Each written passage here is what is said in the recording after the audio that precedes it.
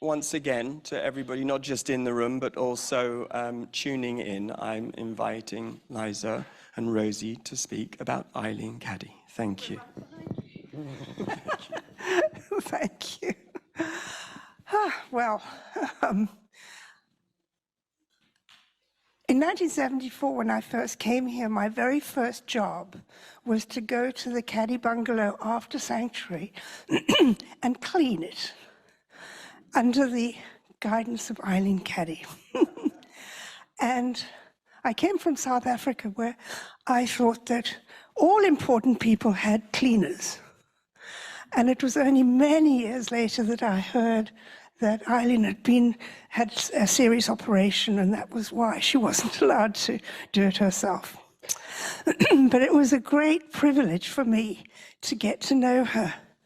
And some years later, she asked me to help her write her autobiography, The Flight into Freedom. And it was a really extraordinary experience because I had to read every single bit of guidance that she'd ever written. And she used to have these little receipt books. And her writing was very small, and every single piece of guidance was dated. So I could read through and say, so Eileen, what happened on 4th of November, 1968?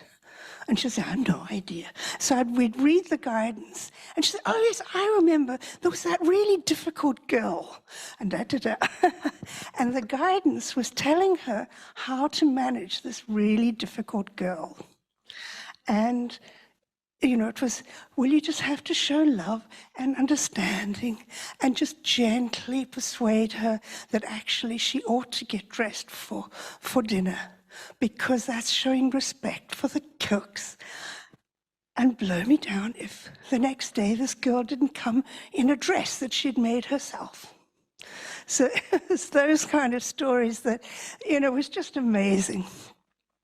So the thing I wanted to really say about Eileen tonight is the thing I was most amazed by her is that she would listen to her guidance, she would read, and then she would change. She would work on herself to change her prejudices, her opinions, her anger, her resentments, all of those things. And then her voice, inner voice, would say, oh, well done, next lesson.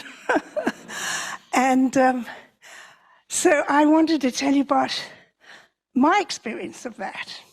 So Eileen and I went to South Africa together, and Eileen was a Virgo, and she was very, very precise. And everything had to be just so. And I'm a bit different.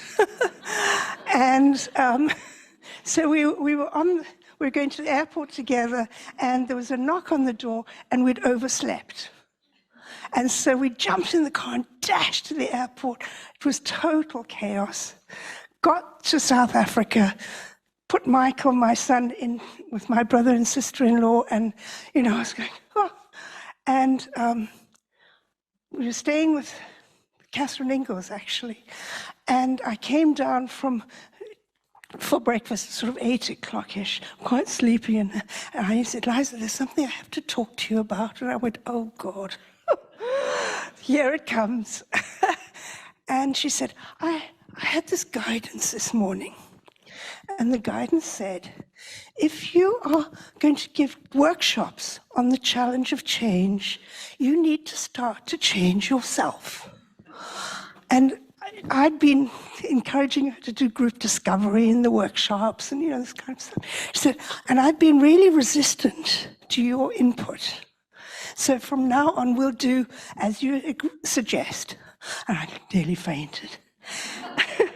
Then she said, and I got another piece of guidance about loving unconditionally.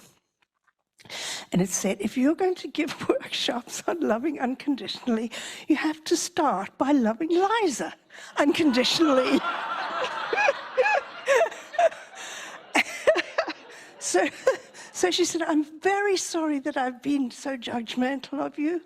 And she did, she did.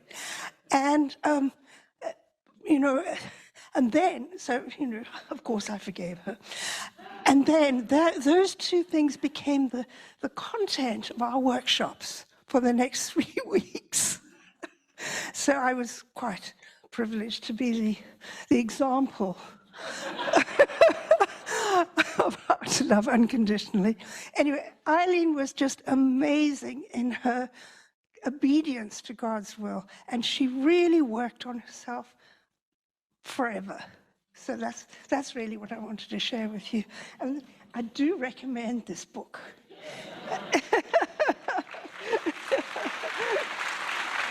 Rosie.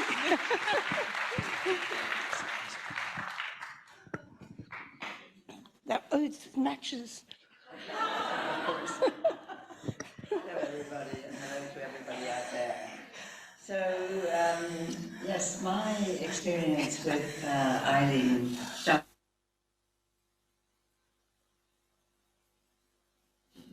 and met Eileen. She came into our group, and we discovered we had a shared Irish heritage, and from then on we really became good friends. And I worked in Findorn Press when Opening Doors Within was coming out, and Eileen was buying books and sending them out to people all over the world. And then we also, through my work in outreach education, travelled also a bit together. I didn't have those sort of experiences.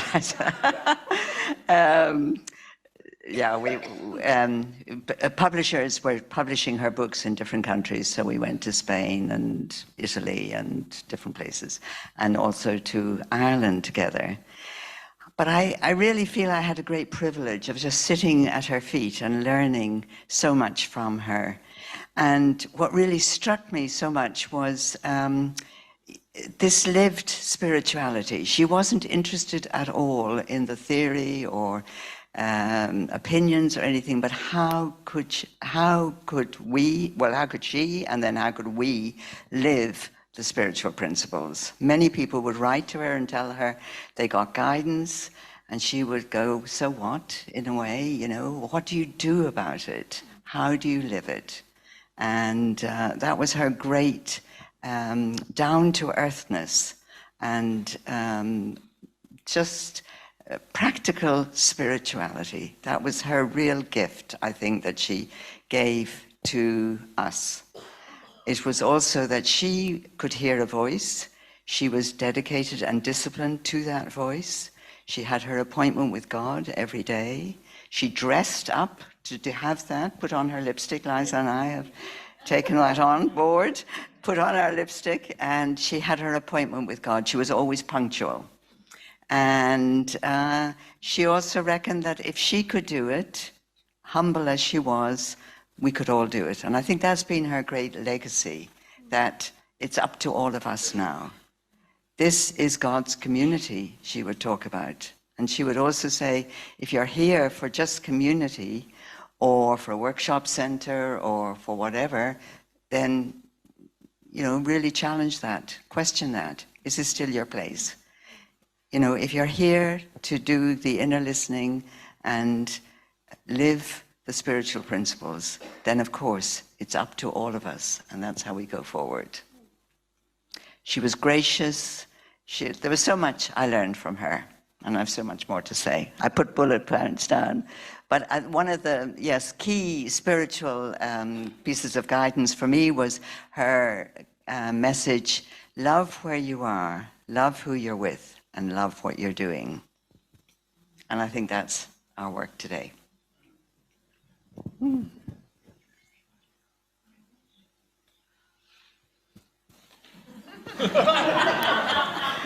Well, we had, Liza was, we had lots of conversations about everything, and but particularly about death. That was I was fascinated, like what would happen, and she was, she just had no fear. And I know it's been said that she had was ready and all of that. She was. But there was just that she had absolutely no fear. So I feel, when I was tuning in for tonight, that, her presence is definitely here. And, you know, she does say at some point, you can call on me, you can talk to me at any time. And I do a lot. So, yeah. Thank you. Thank you. I think we're within